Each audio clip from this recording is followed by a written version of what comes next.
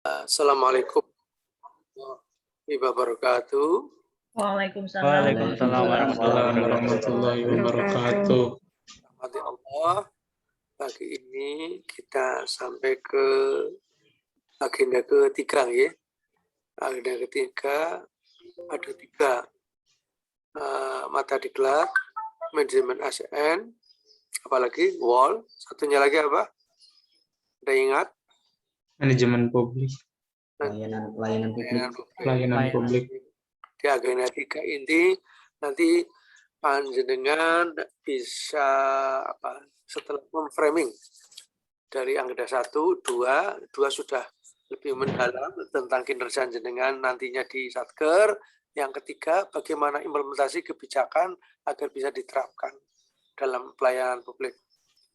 Dan keempat, nanti agenda keempat nanti sudah penerapan di Satker masing-masing. Nah, makanya di sini ini sudah mulai sore-sore ini pesawat take off ya, sudah mulai akan mengudara ya. Jadi kemarin ilmu dasarnya sudah, tinggal kita meramu. Baik, Bapak Ibu yang dirahmati Allah, dalam manajemen ASN tentunya bagaimana kita bisa memberi pelayanan kepada publik setelah instrumen yang telah kita dapatkan ya, kita dapat memformalisikan, kita dapat melaksanakan kegiatan tersebut di garda terdepan. Di garda terdepan itu dalam pelayanan publik, yaitu di Satker masing-masing. Baik di IAIN, STAIN, UIN, sekolah tinggi agama lain, ya, di madrasah, di pelayanan publik lainnya, di Kandepak atau Kanwil dan lain-lain, atau Litbang ya. Nah, ini perlu manakala kita sudah punya bekal, sudah punya instrumen, ya setelah itu kita implementasikan, kita terapkan di lapangan. Oke, sebelum ke sana akan kita lihatkan dulu tentang kurikulumnya. Ya, tujuan pembelajaran ini yang pertama yaitu setelah mengikuti mata diklat ini dalam manajemen ASN, diharapkan peserta dapat dalam lasar ini dapat bisa menerapkan, kemudian menjelaskan kedudukan, peran, fungsi, dan kemudian menjelaskan konsep sistem merit dalam pengelolaan ASN dan menjelaskan tentang mekanisme pengelolaan ASN. Apa itu manajemen? Manage, to manage. Memanage yaitu mengelola, mengatur, menjalankan fungsi dari birokrasi atau administrasi yang kita jalankan, yaitu ya lebih menekankan pada pengaturan profesi pegawai sehingga diharapkan agar selalu tersedia sumber daya ASN yang unggul selaras dengan perkembangan zaman. Jadi ASN di sini dituntut untuk betul-betul sungguh-sungguh bisa menerapkannya dalam menjalankan kebijakan publik. Oleh karena itu dituntut ASN yang profesional, ASN yang prima, agar dalam memberi pelayanan itu betul-betul tahu persis apa yang akan dilakukan, apa yang diharapkan dan sesuai kebutuhan yang mereka terapkan di lapangan. Kemudian kedudukan ASN yaitu sebagai PNS, pegawai negeri sipil, kedua sebagai pegawai pemerintah dengan perjanjian kerja ya PPKN ya. Nah, ini kebetulan ini kalau PNS yaitu merupakan warga negara Indonesia yang memenuhi syarat tertentu diangkat sebagai pegawai negeri sipil atau sipil negara secara tetap oleh pejabat pembina kepegawaian untuk menduduki jabatan pemerintahan yang memiliki nomor induk pegawai secara nasional ya atau jadi sekarang sudah tertata rapi. Kalau dulu NIP kan biasanya per departemen khas ya toh. Kalau Depak gitu loh ya, Kementerian Agama sekarang 130, Pemda 100 ya toh. Dan departemen lain. Nah, kalau kita berdasarkan NIP-nya itu berdasarkan identitas pribadi, identitas diri dari tanggal lahir, tahun, tanggal lahir, ya toh. Terus diangkat menjadi pegawai, terus nomor urut pegawai dan nomor urut nama, ya toh. Menjadi NIP sekarang kalau sekarang. Ya sekarang jadi bisa dilacak, bisa ditentukan. Ya toh. Ini pegawai pensiun mau kapan? Ini kerja sudah berapa lama? Ini pegawai lama apa baru? Ini senior apa tidak? Tahu, ya toh. Kalau dulu bisa dideteksi, oh ini pegawai Kementerian Agama, oh ini pegawai Dinas Perhubungan, oh ini pegawai Hankam, oh ini pegawai Pemda, tahu. Kalau sekarang lintas jalur, lintas departemen, lintas apa istilah, mazhab ya, lintas aliran. Jadi PNS atau ASN yaitu bisa kemana-mana asal sesuai kebutuhan dari satker atau dari departemen masing-masing. Jadi katakanlah lulusan IN, kalau dulu kan identik dengan Kementerian Agama, sekarang bisa kemana-mana sesuai kebutuhan. Seperti sarjana kesehatan, bisa kemana-mana, termasuk Kementerian Agama juga butuh. Insinyur, bisa kemana-mana, termasuk Kementerian Agama juga butuh. Karena butuh dokter. Yaitu. Untuk apa? Untuk kebutuhan instansi. Berwenang, instansi induknya. Ya seperti diklat.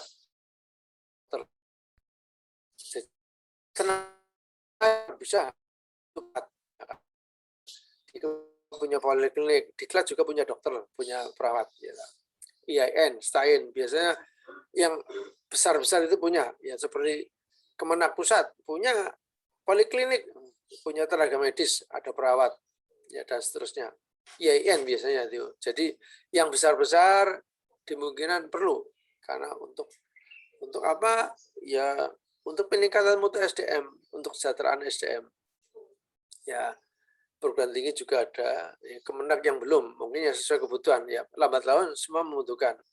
Seperti sarjana yang lain, ya apa ekonomi, ya ekonomi Kementerian Agama butuh, ya nah. Seperti insinyur ada dan memang karena butuh, biasanya ditaruh di mana? Di perguruan tinggi, di Kanwil, ya karena butuh untuk perencana program, ya, tidak hanya ekonomi, juga orang-orang teknik itu untuk perencanaan dan disiplin ilmu lainnya. Kemudian PPK, ya P3K, yaitu warga negara Indonesia yang memenuhi syarat tertentu yang diangkat oleh pejabat pembina kepegawaian berdasarkan perjanjian kerja sesuai dengan kebutuhan instansi yang bersangkutan dalam jangka waktu tertentu dalam rangka melaksanakan tugas pemerintahan. Biasanya itu wujudnya kontrak kerja selama setahun, setiap tahun diperbarui. Ya, sama-sama ASN pegawai negeri, kalau kontrak kerja itu durasinya 1 tahun, kalau ASN yaitu PNS itu sampai pensiun. Gitu. Ya, jadi bedanya gitu. Kenapa kok ada pembedaan? Ya, karena ini menyangkut segi apa istilahnya, keuangan negara atau kesiapan pemerintah. Ya, setelah kelembagaan mungkin lambat laun pembiayaannya mungkin sulit, apalagi di situasi pandemi ini. Ya Anda bersyukur di situasi pandemi bisa menjadi ASN dan yang lebih enggak apa istilahnya, nanti pikir secara nalar ya, lebih enggak rasional lagi. Kita dituntut harus bisa mengegolkan ya, termasuk panjenengan itu. Ini panjenengan ya bersyukurlah nasibnya baik gitu loh. Harus rampung dan harus lulus semua. Aduh kan mumet gitu. Ya ini lulus, ini orang piye gitu. Padahal Desember harus terangkat semua. Pertanyaannya kan tidak semua orang nasibnya beruntung ya. Bisa juga karena halangan gitu. Mungkin melahirkan, mungkin kena musibah, mungkin ada yang lain ya. Ya semuanya ya kita berharap semuanya aman, selamat dan lulus semua ya. Tapi kalau di luar sistem ya kita nggak bisa ngomong. Tapi harapan kami ya mudah-mudahan terangkat semua. Permasalahannya data yang diolah oleh BHKN dilarikan ke Kementerian Agama, diolah ke daerah, ya termasuk Kanwil, Diklat itu sebagai penyelenggara pembinaan ASN untuk mengakumulasikan CPNS menjadi PNS, tentunya tidak mudah melalui mata rantai yang panjang, termasuk panjenengan melalui pembinaan, melalui penggodokan dalam Latsar ini kan waktu 3 bulan itu. Padahal waktunya itu sangat mepet sekali. Lah ini memang pemerintah mestinya tidak bisa ambil risiko yang sangat riskan itu, rawan sekali itu. Ya, kalau dipepet-pepetkan kan waktunya 2 tahun. Ternyata turunnya setahun setelah itu. Nah, 1 tahun berjalan ya kalau memang di awal bulan, di awal tahun. Ya, ternyata turunnya di bulan Mei Juni. Nah, berarti kan kita mesti punya waktu kisarannya antara 3 sampai 6 bulan itu. Nah, ya kalau pesertanya sedikit, kalau banyak, lah ini Kementerian Agama ya termasuk Pemda apalagi itu loh. Kalau Pemda itu seluruh instansi, departemen itu loh. Nah, departemen lain atau kementerian lain juga ya ada yang sama. Ya Kementerian Agama termasuk kalau nggak salah 3 besar. Depdagri, Diknas, Kemenak itu termasuk rekrutmen pegawainya yang paling banyak. Karena apa? Jumlah pegawainya banyak. Kok jumlah pegawai dasarnya apa? Ya sesuai fungsi kedudukan. Gitu. Karena apa? Cakupan tugasnya luas, ya toh. Kemudian luas wilayahnya juga bagus ya. Kemudian jumlah pegawainya juga banyak, layanan publiknya juga banyak sekali dan beragam. Lah ini pertimbangannya begitu. Ya, oleh karena itu ya panjenengan bersyukur bisa mengikuti kegiatan ini tepat waktu walaupun tidak tepat sebetulnya. Karena apa? Waktunya sudah bergeser, mestinya di awal tahun. Artinya tahun pertama, ini kan panjenengan turun di tahun kedua. Nah, yang agak gedang-dapan istilah kesusu ya instansi penyelenggara peningkatan SDM dalam ini diklat mau tidak mau, jadi ada beberapa kegiatan yang digeser-geser ya, dan situasinya juga kurang menguntungkan ya toh. Pas situasi pandemi ya, jadi ya kita ya serba kalau dipikir-pikir serba nunak-nunuk gitu lah. Karena apa? Situasinya berubah menjadi pembelajaran sinkronus, asinkronus, blended learning gitu loh. Ya, kalau pembelajaran secara biasa manual itu enak, tahu ya toh. Pembelajaran tahu persis ya di kelas itu karakter si A si B bisa diketahui. Penilaian itu sambil berjalan. Kalau gini kan pengamatannya menyeluruh dan istilahnya ruang lingkupnya terbatas, ibaratnya kita pakai kacamata kuda gitu. Pandangannya tertuju pada satu sistem, pandangannya ke depan. Tapi kalau pembelajaran klasikal kan kita bisa tahu persis ya toh. Ya apalagi di asramakan ya, tahu dedikasi pegawai, tahu tingkat kedisiplinan ya toh, bisa diketahui tingkat loyalitas dan lain-lain. Dan kalau yang manual fisik itu ya kalau klasikal tahu persis. Nah, kegiatannya banyak sekali, termasuk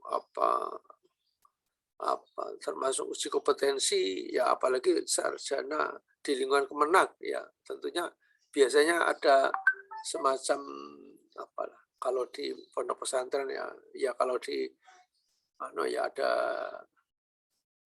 sikap mental, BTG dan sebagainya itu loh. Dan seterusnya. Nah, tapi kalau ini situasinya pandemi ya serba disingkat ya nggak apa-apa lah.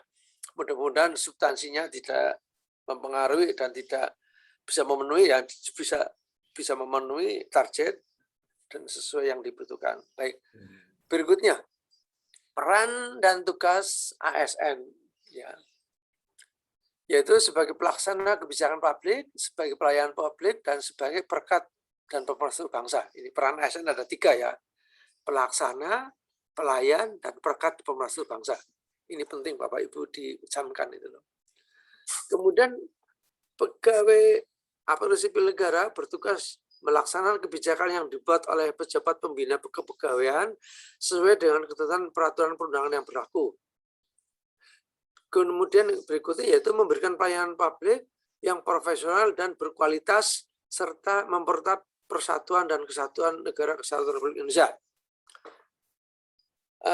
NKRI ada kira-kira siapa? Kan sudah ada Pancasila, sudah ada Bhinneka, sudah ada GBHN, kok ada tembel-tembel NKRI. Ada yang tahu? Kok muncul NKRI? Apalagi di situasi pandemi ini, di situasi negara sedang sakit, sedang prihatin. NKRI itu ternyata sebagai alat pemersatu bangsa. NKRI itu ide dari mana sih? Ada yang tahu? Mas Falikul Isbah? Kira-kira dari mana, Mas?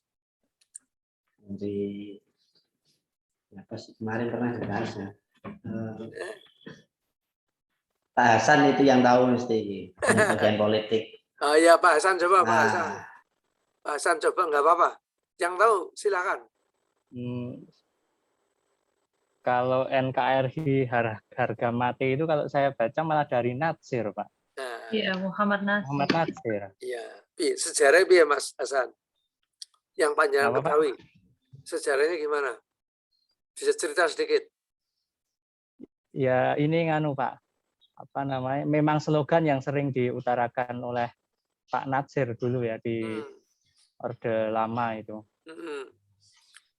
Apa sebabnya? Kira-kira Pak, Panjang bisa memberi ulasan sedikit. Ya Kok ini muncul dulu NKRI? Padahal kan sudah punya Undang-Undang Dasar 45, sudah punya Pancasila, sudah punya Bhinneka Tunggal Ika, ya toh, komplit. Apalagi undang-undang itu sudah kompatibel, ya toh. Dan pembukaan Undang Dasar tidak boleh diganggu gugat, tidak boleh direvisi apa diamandemen. Kalau diamandemen sama dengan Indonesia bubar. Ya. Apa sebabnya? iya, Pak. Ini kalau saya baca itu dulu sempat baca waktu kuliah. Ya. Itu memang dicetuskan oleh Muhammad Natsir itu kan tokoh Masyumi ya, Majelis Syuro Muslimin Indonesia. Itu memang ya dituding, ya dulu kelompok-kelompok Islam itu kan dituding tidak nasionalis. Ya dituding, cuma prasangka aja Pak dari kelompok-kelompok politik tertentu. Nah, Muhammad Natsir menggelurakan NKRI harga mati itu untuk menunjukkan bahwa saya seorang Muslim, saya juga nasionalis juga begitu. Kira-kira begitu, Pak. Oke. Kalau dari sejarahnya itu. Oke, matur nuwun Mas Hasan Samsudin. Dari mana Mas Hasan? Aslinya Cirebon ya? Dari Temanggung, Pak. Oh iya Temanggung ya. Master di mana? Purwokerto nggih? Yayan Kudus, Pak. Oh Kudus ya. Oke. Matur nuwun Mas Hasan. Ya, betul. Ya saya tambahkan jadi begitu memang, dan waktu itu ya toh, waktu tahun 55 ya toh, walaupun sudah ada Pancasila, ya toh, sudah ada Bhinneka Tunggal Ika, ya toh, sudah ada Nusantara, sudah ada macam-macam lah, sudah komplit. Tapi waktu itu ya non sewu, Bung Karno itu membelanya Nasakom, nasionalis agama komunis, ya toh. Padahal Bapak Formal kita, founding father kita, ya toh. Nah, yang namanya Masyumi itu dimusuhi oleh orang Nasakom, nasionalis agama komunis. Waktu itu yang berjaya, waktu itu ada 3 partai sebetulnya. Ya Bapak Ibu perlu ketahui. Yang pertama ya Masyumi, ya. Kedua PNI. Ketiga apa? PKI. Ya PKI muncul belakangan. Ya. Terus NU muncul belakangan. Oh, Masyumi seperti sekarang ini. Kondisi sekarang seperti Bung Karno dulu. Ya. Kondisi saat ini, dewasa ini di masa pandemi.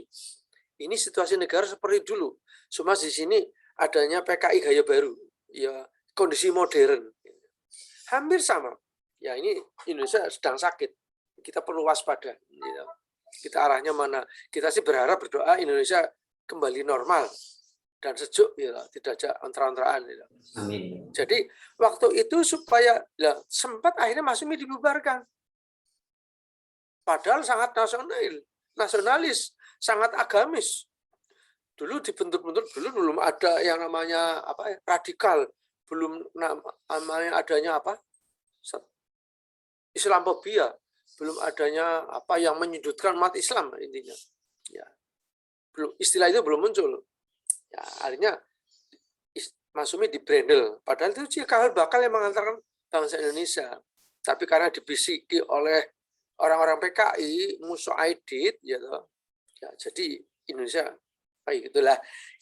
M. Nasir dengan orang yang tulus, yang bukan sekedar lugu, orang yang betul-betul tawadu, beribadah, ya, tanpa reserve, gitu. Betul-betul orangnya sederhana. Ya kalau dikatakan sekarang orangnya miskin lah. Karena apa? Ibaratnya pakaian aja apa celananya tambalan itu. Ya toh, pakai apa istilahnya hem itu ya juga nggak bagus. Artinya tidak layak lah seorang perdana menteri ya toh. Ya dulu menteri perdana menteri. Ya. Tapi dia punya ide dasar, pikiran yang kuat dan wawasannya global, itu tahu dan mengetahui bahwa situasi negara genting karena diadu domba oleh berbagai kepentingan, terutama komunis yang merongrong, yang ingin meruntuhkan, yang ingin merebut kemerdekaan Indonesia. Lah ini, nah dari situlah, dan apa istilahnya, kalau istilah sekarang krisis identitas, dan banyak orang yang resah atau orang yang tak menentu dan cenderung dipecah belah. Nah dari situlah M. Nasir punya komitmen untuk bisa mempersiapkan caranya bagaimana. Oh, ternyata kita harus bersatu. Ya, bersatu kita teguh, bercerai kita runtuh. Ya, dari berbagai aliran. Padahal kita sudah instrumen kita, tata negara kita itu sangat bagus dan komplit sekali. Bahkan istilahnya diacungin jempol, dilem oleh orang Eropa, oleh orang Amerika, oleh orang mana Afrika, oleh orang kawasan Timur Tengah, apalagi orang Australia. Lain. Kok kita kedodoran? Oh, ternyata ada pembusuk, ada oknum itu disusupi oleh PKI. Lalu ini PKI itu apa istilahnya bahaya laten yang kalau kita biarkan. Nah, dari situ akhirnya M. Nasir merumuskan bahwa kita perlu konsolidasi, perlu marapan barisan, yaitu apapun, kalau istilah segala apapun makanannya, teh botol sosok minumannya kan gitu. Apapun sukunya, ragamnya, gitu. NKRI harga mati, gitu. Gitu. Padahal dulu sudah ada istilah sara, suku, agama, ras antar golongan. Sudah tahu dan sudah dipetani.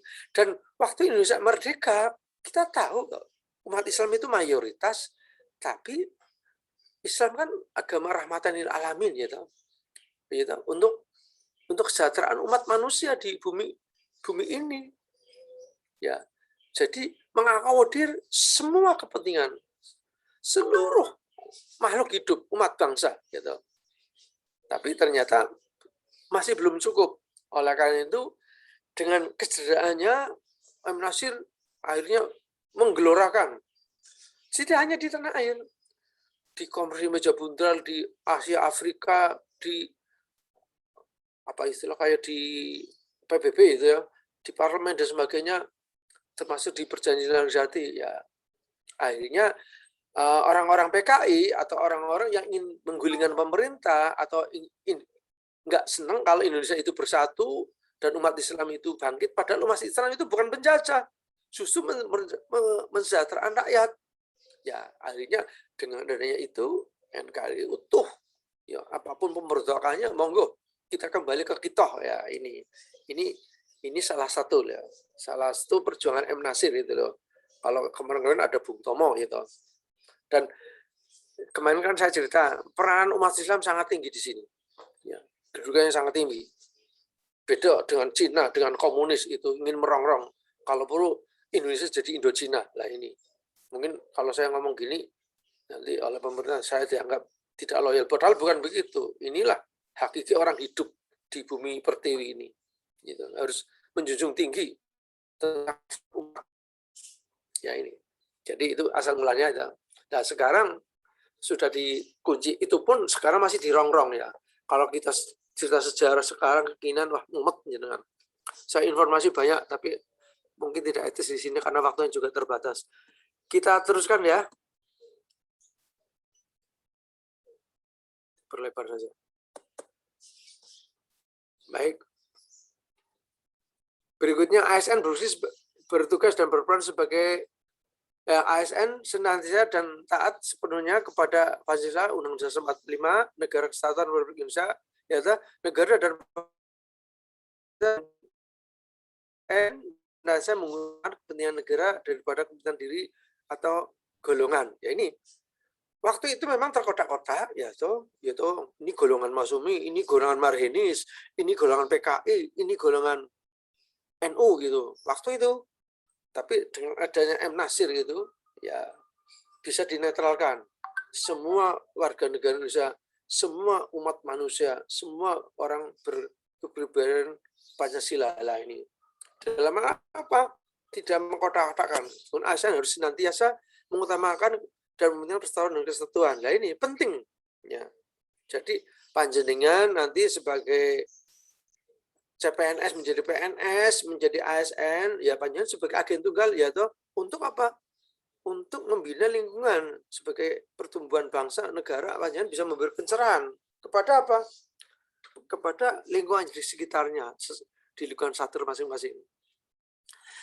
Hak kewajiban ASN, ini nampaknya panjang, ya mungkin tak singkat-singkat saja, waktunya kok dilihat kok tinggal 6 menit ya, betul ya?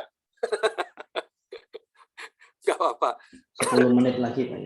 10 menit ya. Jadi ya kalau materi sih banyak sekali ya.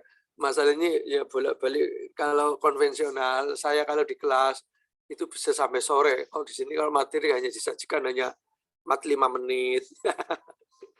Atau 2 jam mungkin 90 menit, ya nggak apa-apa lah.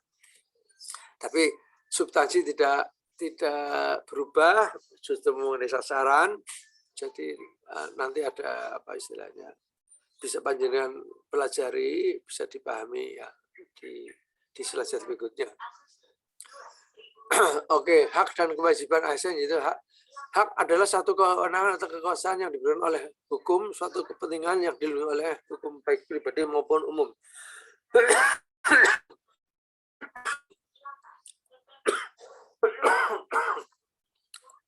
ASN berhak memperoleh gaji, tunjangan dan fasilitas ya seperti panjenengan sudah menerima gaji ya, berapa persen? Kalau nggak salah 80% ya. 80 Pak. Ya itu bagus itu loh. Panjenengan gajinya bagus. Golongan 3 sekarang berapa menerimanya rata-rata? 27, 26 sekian. Berapa? 2 juta? Berapa? 3B itu kan 2, kalau gaji pokoknya saja itu 2.100. 2.100.000. Yeah. Dengan lain-lain berapa? Dengan lain-lain saya 2 anak dan 1 istri. Berapa? Itu sekitar 2,7. Wah, itu bagus sekali. Saya dulu jadi pegawai pertama itu gajinya 37,5 rupiah. 37,5. Ya itu barokahnya jadi segitu, saya ini jadi wong hebat kayak kalau gajinya banyak. Ya diterima-terima. Untuk hidup nggak cukup. Waktu itu saya diangkat jadi pegawai. Terus akhirnya 47,5. Ya sekarang duit 50.000 dibelanjakan untuk maam ya sarapan habis kok. Betul. Betul. Ya kita padankan dengan beras. Beras sekilo waktu itu berapa ya? 15.000. Berapa ya? Saya lupa. Pokoknya kecil lah. Tapi ya kita nikmati, kita syukuri. Ya. Akhirnya ya kita bisa bertahan ya. Jadi ya nggak usah jauh-jauh. Saya dengan anak saya itu ya, anak saya sudah bekerja. Gajinya saya kalah. Padahal saya masa kerja sudah 36 tahun. Anak saya baru kemarin ya diterima jadi pegawai melebihi gaji saya. Saya juga ya alhamdulillah. Saya nyawang keluarganya sendiri, anaknya sendiri. Ya, saya bersyukur. Nah, berarti bisa menyesuaikan, ya bisa menghidupi diri sendiri sudah bergembira, sudah matur nuwun, gitu. Diberi kebahagiaan, gitu. Kita bersyukur, ya. Saya seperti saya melihat panjenengan sudah bersyukur, senang saya. karena bisa hidup di tengah, apalagi di tengah situasi pandemi ini. Ya. Kemudian cuti itu hak pegawai, ya dimiliki bisa oleh panjenengan. Cuti itu kalau dulu 3 hari, 5 hari, 12 hari ya maksimal ya. Sekarang 1 hari pun bisa dikatakan cuti. Boleh ambil. Kalau nggak diambil ya hilang, hangus. Kalau dulu saya hampir tidak pernah cuti, tapi karena keharusan sekarang ya rasanya meneman. Kalau dulu memang apa sih ngapain cuti loh. Kalau sekarang ya karena kondisi mungkin fisik sudah umur bertambah, ya kita aman kita ambil gitu karena kebutuhan. Kemudian ada jaminan pensiun dan jaminan ya. Jadi pensiun itu apa? Bukan apa istilahnya kebaikan pemerintah memberi bantuan kepada orang yang sudah pensiun, enggak. Hakikatnya itu panjenengan itu nabung. Gitu. Dari gaji itu dikurangi sekian persen untuk hari tua. Sore-sore nabung disisihkan gitu loh. Kemudian berikutnya itu perlindungan, yaitu kesehatan dan kesehatan lainnya dan pengembangan kompetensi. Ya, ini biasanya ada tunjangan-tunjangan lainnya. Baik. Nah, P3K berhak memperoleh gaji dan tunjangan, cuti, perlindungan, dan pengembangan kompetensi. Saya kira hampir sama. Ya.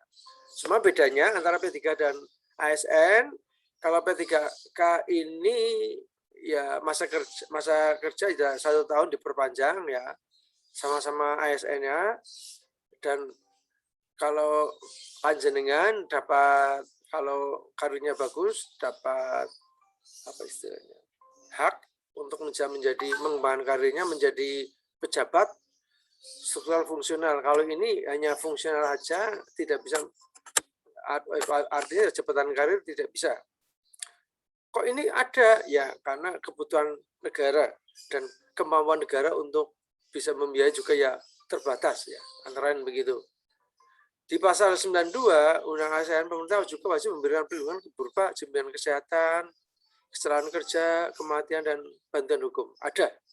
Nanti panjenengan bisa menikmati, mungkin nanti sambil berjalan. Kewajiban pegawai ya pegawai negeri atau ASN yaitu setia taat pada Pancasila, menjaga persatuan kesatuan, menaati ketentuan perundang-undangan yang berlaku, yaitu kemudian menunjukkan integritas, keteladanan, sikap dan perilaku, ucapan, tindakan yang baik, ya baik di dalam maupun di luar kedinasan. Nah, ini ASN menjadi sorotan. Kalau panjenengan mestinya menjadi agen perubahan, kalau menjadi masalah, wah berarti panjenengan mengkhianati bangsa. Kemudian menyimpan rahasia jabatan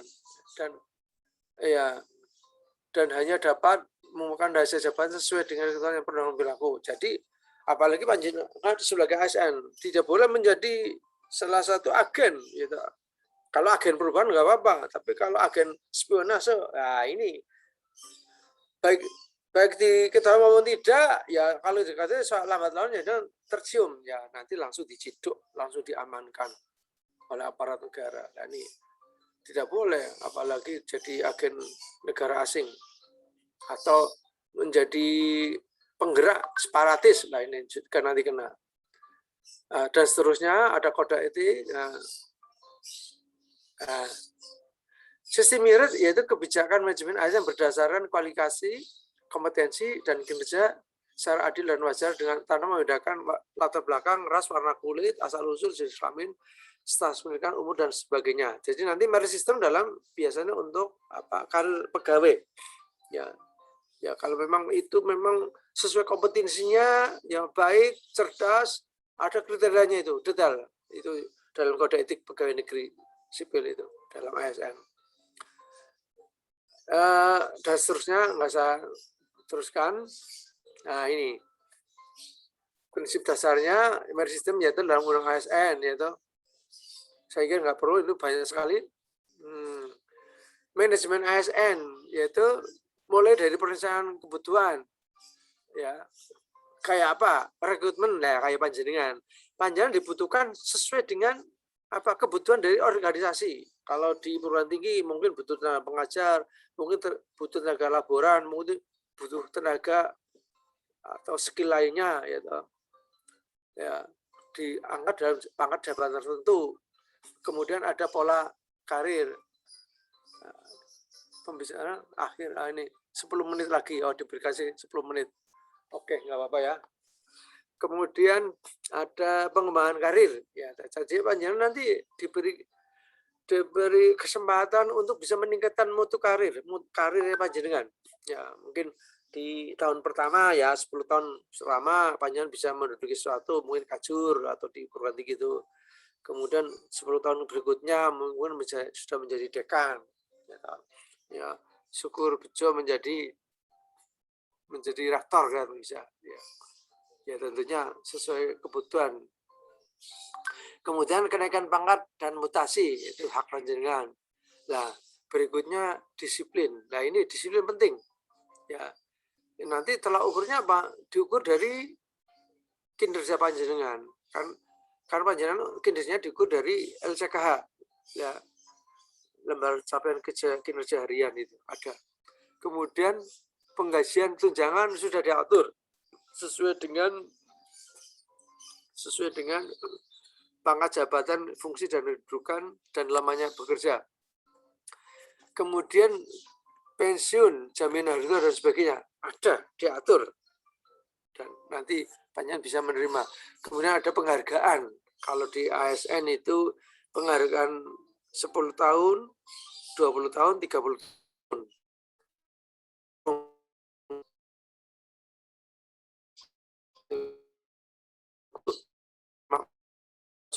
Saya sudah 36 tahun. Baik, perencanaan kebutuhan PNS.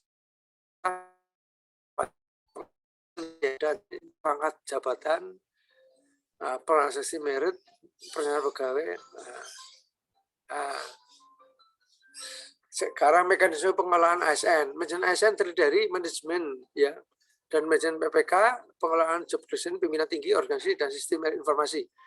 Manajemen ASN meliputi penyusunan dan penetapan kebutuhan, pengadaan pangkat dan jabatan, pengembangan karir, pola karir, promosi, mutasi, pelayanan kerja, penggajian, tunjangan, penghargaan, disiplin, pemberhentian, jaminan pensiun dan hari tua dan perlindungan.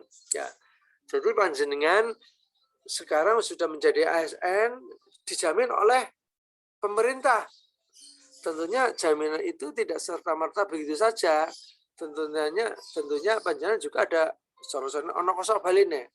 Ada syarat dan ketentuan berlaku. Ya. Kalau sudah luar prestasi atau tidak memenuhi hal tertentu, ya tentunya itu bisa menghambat karir panjenengan, menghambat sesuatu. Oke. Pemanggilan berdasarkan kualifikasi, kompetensi dan sebagainya sudah tadi ya. Pola karir untuk menjamin keselasan potensi PNS dengan kebutuhan penyelenggaraan tugas pemerintahan dan pembangunan perlu disusun pola pembinaan karir yang terintegrasi secara era nasional. Setiap instansi pemerintah menyusun pola karir ASN secara khusus sesuai dengan kebutuhan berdasarkan pola karir nasional. Jadi panjenengan apalagi di Kementerian Agama panjenengan termasuk pegawai negeri sipil pusat.